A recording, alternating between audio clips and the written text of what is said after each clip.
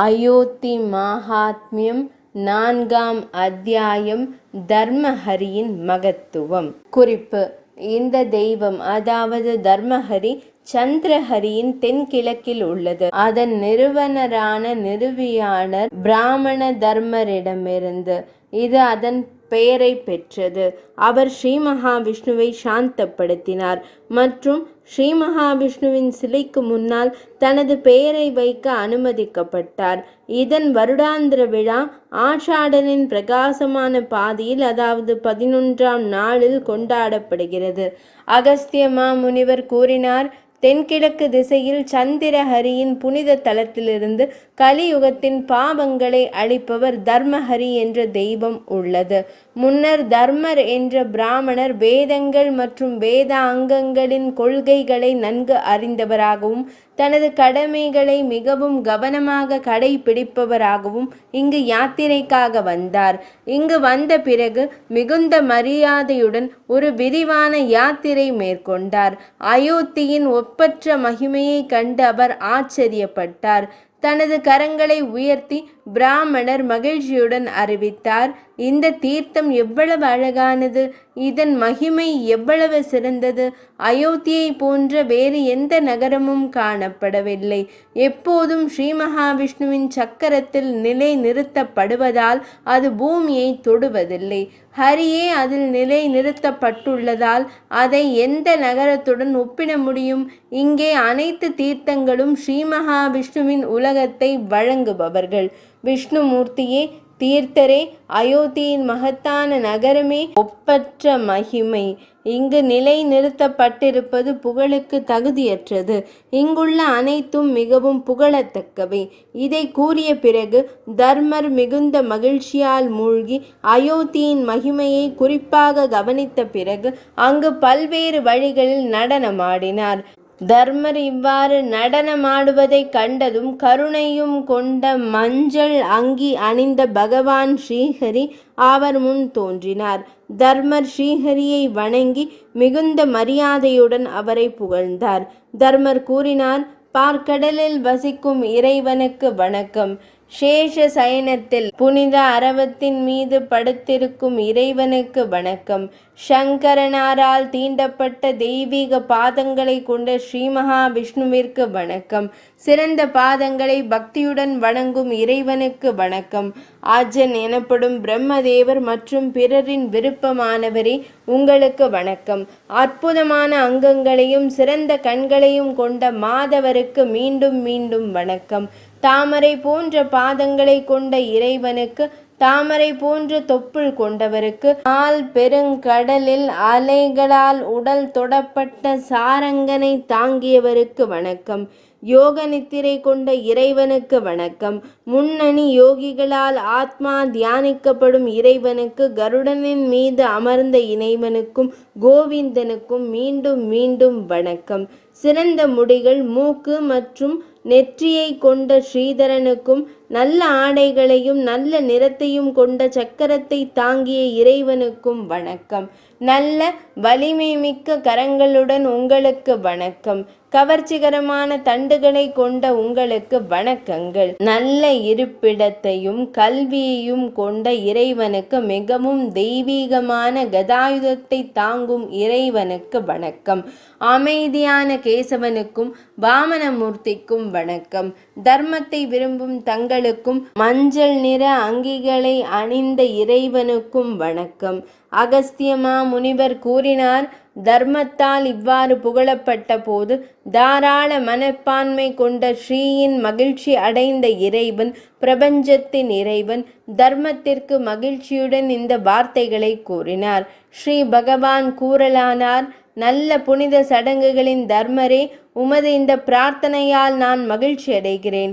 பிராமணரே, தர்மத்தை அறிந்தவரே, தங்கள் மனதை ஈர்க்கும் ஒரு வரத்தை தேர்ந்தெடுங்கள்.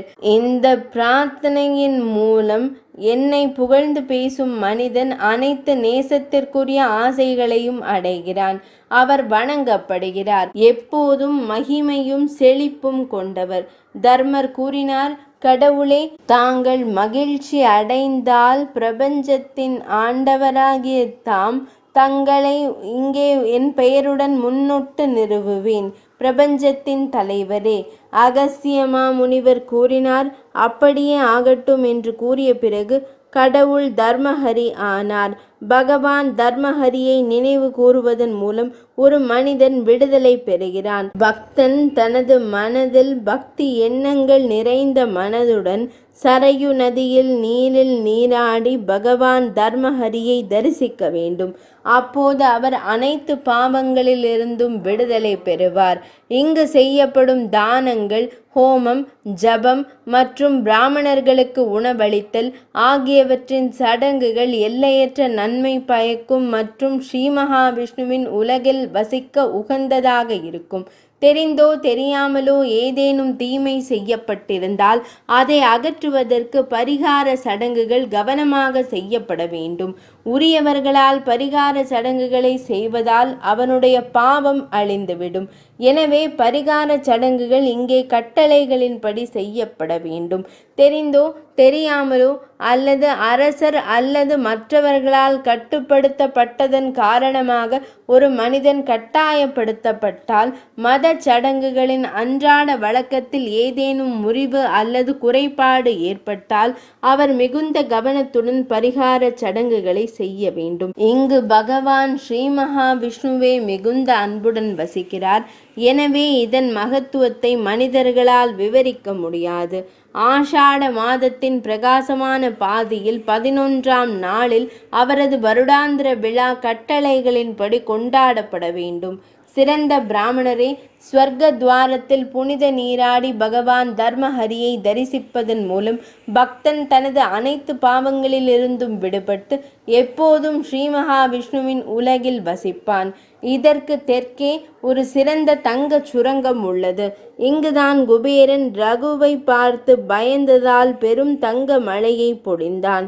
வியாசமா முனிவர் கூறினார், சிறப்பு மிக்கவரே, உண்மையை அறிந்தவரே, தங்க மழை எப்படி நடந்தது என்று எனக்கு கூறுங்கள். குபேரன் ஏன் அரசர் ரகுவை பார்த்து பயந்தான்?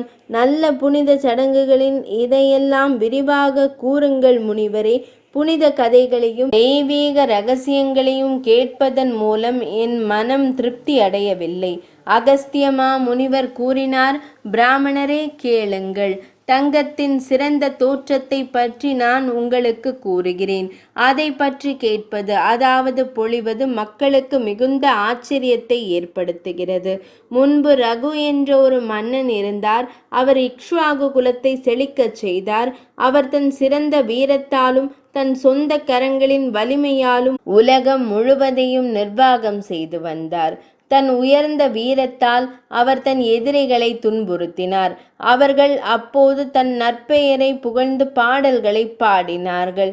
அவர் தன் குடிமக்களை மிகவும் நன்றாகவும் நியாயமாகவும் பாதுகாத்ததால் அவரது களங்கமற்ற தூய மகிமை 10 மண்டலங்களிலும் பரவியது. தன் வெற்றியின் மூலம் அவர் ஏராளமான செல்வங்களை சேகரித்தார். முழுமையாக ஆயுதம் ஏந்திய 4 படைகளுடன் அவர் பல்வேறு நாடுகளை ஆக்கிரமித்தார். அவர் அனைத்து உயிரினங்களையும் வென்றார். தண்டனை, அச்சுறுத்தல் மூலம் வரிகளையும் கப்பங்களையும் வசூலித்தார். வீர மன்னன் பெரும் மன்னர்களை அதிகாரத்தாலும் செல்வாக்காலும் அடக்கினார். பின்னர் அவர் அவர்களிடமிருந்து பல்வேறு வகையான விலை உயர்ந்த கற்களை கைப்பற்றினார். அவர் எவ்வளவு சக்தி வாய்ந்தவராக இருந்தாலும் எல்லா மண்டலங்களையும் வென்று இரத்தின குவியல்களை சேகரித்தார். பின்னர் மன்னர் தனது அற்புதமான தலைநகரான அயோத்திக்கு திரும்பினார். தன் தலைநகருக்கு திரும்பிய பிறகு காகுஸ்தனின் வழித்தோன்றல் ஒரு யாகம் செய்ய ஆர்வமாக இருந்தார். தனது குடும்பத்திற்கு ஏற்ற ஒரு நல்ல புனித சடங்கை செய்ய வேண்டும் என்று தூய்மையான மற்றும் பக்தியுள்ள எண்ணம் அவருக்கு இருந்தது. தன் கடமையை உணர்ந்த மன்னர் தனது ஒழுக்கமான மற்றும் சிறந்த பிராமணர் ஆலோசகர் மூலம் பல்வேறு புனித தலங்களில் வசித்து வந்த வசிஷ்டர், வாமதேவர், காஷ்யபர் மற்றும் பிற சிறந்த முனிவர்களை அழைத்து வந்தார். அவர்கள் வந்துவிட்டார்கள் என்பதை அறிந்து அவர்கள் அனைவரும் பல எரியும் நெருப்புக்களைப் போல இருப்பதை கண்டதும் எதிரிகளின் தலைநகரங்களை வென்ற மிகவும் புகழ்பெற்ற ரகு மன்னன் ஒழுக்க விதிகளின்படி தனது அரண்மனையிலிருந்து முறையாக வெளியே வந்தார். காகுஸ்தரின் அடக்கமான சந்ததியினர் அந்த சிறந்த பிராமணர்களுக்கு ஒரு யாகம் செய்ய வேண்டும் என்ற தனது ஆர்வத்தை பற்றி பின்வரும் பக்தியுள்ள வார்த்தைகளை கூறினார்கள். ரகு மன்னர் கூறினார், முனிவர்களே, என் வார்த்தைகளை கேளுங்கள். நான் ஒரு யாகம் செய்ய விரும்புகிறேன். அதற்கு நீங்கள் அனைவரும் எனக்கு அனுமதி வழங்க வேண்டும். சிறந்த முனிவர்களே, இப்போது எனக்கு எந்த யாகம் பொருத்தமாக இருக்கும்? நீங்கள் முன்னணி முனிவர்கள், இதை பற்றி யோசித்து சரியாக கூறுங்கள். முனிவர்கள் கூறினார்கள், அரசரே, விஸ்வஜித் என்று அழைக்கப்படும் யாகம் அனைத்து யாகங்களிலும் மிகச் சிறந்தது. அந்த யாகத்தை மிகுந்த முயற்சியுடன் செய்யுங்கள். அதை தேவையில்லாமல் தாமதப்படுத்தாதீர்கள். அகஸ்திய மாமுனிவர் கூறினார். அதன் பிறகு மன்னர் விஸ்வதிஜய என்ற யாகத்தை செய்தார். பல்வேறு தேவைகள் ஒன்றாக சேகரிக்கப்பட்டதால் அது மிகவும் கவர்ச்சிகரமானதாக இருந்தது. அவரது முழு உடைமைகளையும் பண பரிசுகளாக அவரால் வழங்கப்பட்டன. முனிவர்கள் மிகவும் மகிழ்ச்சியடைந்து பல்வேறு வகையான தானங்களால் திருப்தி அடைந்தனர். மிகுந்த பயபக்தியுடனும் மரியாதையுடனும் அவர் தன்னிடம் இருந்த அனைத்தையும் பிராமணர்களுக்கு கொடுத்தார். அவர்கள் அனைவரும் முறையாக வணங்கப்பட்டு உறவினர்கள் திருப்தி அடைந்து முனிவர்கள் முறையாக வணங்கப்பட்ட போது அந்த மங்களகரமான நடத்தை கொண்ட மன்னன் அந்த யாகத்தின் சரியான நிறைவேற்றத்தின் காரணமாக ஸ்வர்க்கத்தில் தேவேந்திரனை போல உடனடியாக பிரகாசித்தான். இதற்கிடையில் கௌட்சர் என்று அழைக்கப்படும் ஒரு முனிவர் வந்தார். அவர் விஸ்வாமித்ர முனிவரின் சீடராக இருந்தார். மேலும் சுய கட்டுப்பாடு கொண்டவர்களில் மிகச் சிறந்தவராக இருந்தார். ஆசானுக்கு கொடுக்க வேண்டிய கூலிக்காக அந்த அரசர், அதாவது அவரை பணத்தை தானம் செய்ய கூறி புனிதப்படுத்த அவர் அங்கு வந்தார். புத்திசாலியான முனிவர் கௌட்சர் ஆசானிடம் கௌட்சர் பல முறை அவருக்கு கொடுக்க வேண்டிய கூலியை குறிப்பிடுமாறு கோபமாக சொன்ன ஆசானிடம் அரசரிடம் கட்டணம் கேட்க அங்கு வந்தார்.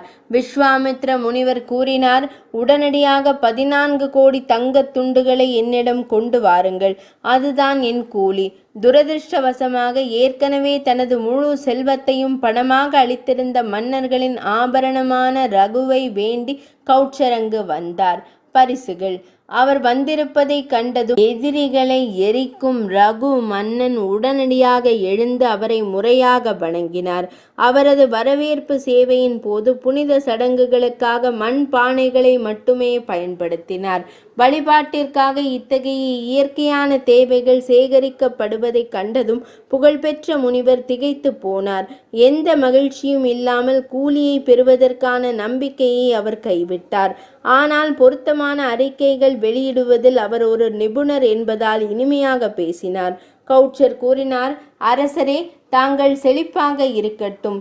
இப்போது நான் ஆசானுக்கு கொடுக்க வேண்டிய கூலியை பெறுவதற்காக வேறு இடத்திற்கு செல்கிறேன். நீங்கள் உங்கள் அனைத்தையும் மத பரிசாக மற்றும் தங்களுக்கும் நிதி இல்லாததால் நன்கொடையாக அளித்துள்ளதால் நான் உங்களிடம் கேட்க விரும்பவில்லை. எனவே நான் வேறு இடத்திற்கு செல்கிறேன். அகஸ்திய மாமுனிவர் கூறினார். முனிவரால் இவ்வாறு கூறப்பட்ட போது எதிரிகளின் நகரங்களை வென்ற ரகு சிறிது நேரம் தியானம் செய்தார். பயபக்தியுடனும் பணிவுடனும் தனது கரங்களை ஒன்றாக இணைத்து அவர் அவரிடம் இவ்வாறு கூறினார். ரகு மன்னர் கூறினார், புனிதமான பிராமணரே, தயவு செய்து ஒரு நாள் என் அரண்மனையில் தங்கவும். உங்களுக்காக கொஞ்சம் பணம் பெறுவதற்காக நான் தீவிரமாக முயற்சிப்பேன். அகஸ்தியர் கூறினார். மிகுந்த தாராள மனப்பான்மை கொண்ட இந்த வார்த்தைகளை கூறிய பிறகு உயர்ந்த அறிவு கொண்ட ரகு மன்னன் குபேரனை வெல்லும் ஆசையுடன் தொடங்கினார். அவர் நெருங்கி வரும்போது குபேரன் தனது வாய்மொழி செய்தியை, தங்க மழை பற்றிய செய்தியை தெரிவிப்பதன் மூலம் அவரை மனதில் மகிழ்ச்சி அடைய செய்து முடிவில்லாத தங்க மழையை அவருக்கு வழங்கினார். தங்க மழை பெய்த இடம் சிறந்த ஸ்வர்ணக்கனி. அவர் குபேரன் வழங்கிய சுரங்கத்தை அவர் முனிவரிடம் சுட்டி காட்டினார். அந்த சிறந்த சுரங்கத்தை ரகு அவருக்கு அர்ப்பணித்தார். உயர்ந்த நல்ல குணங்களை கொண்ட சிறந்த முனிவர் அதனை ஏற்றுக்கொண்டார். ஆனால் ஆசானுக்கு கொடுக்க வேண்டியதை மட்டுமே எடுத்துக்கொண்டார்.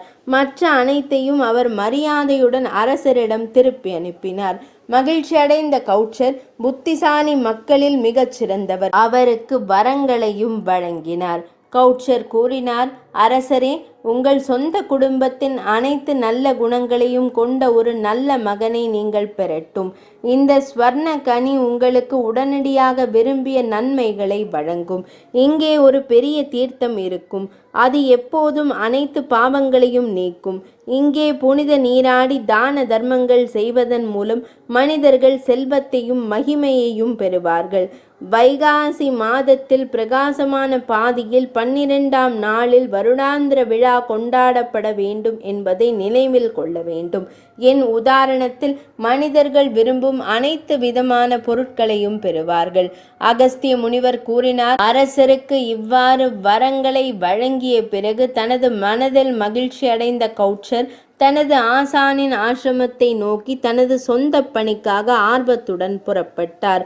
திருப்தி அடைந்த அரசர் மீதமுள்ள தொகையை எடுத்து கொண்டார். அவர் பிராமணர்களுக்கு முறையாக பரிசுகளை வழங்கி குடிமக்களை பாதுகாத்தார். இவ்வாறு ஸ்வர்ணகனி புகழ்பெற்ற முனிவரான கௌட்சரின் காரணமாக கொண்டாடப்பட்டது. 4ஆம் அத்தியாயம் நிறைவடைந்தது.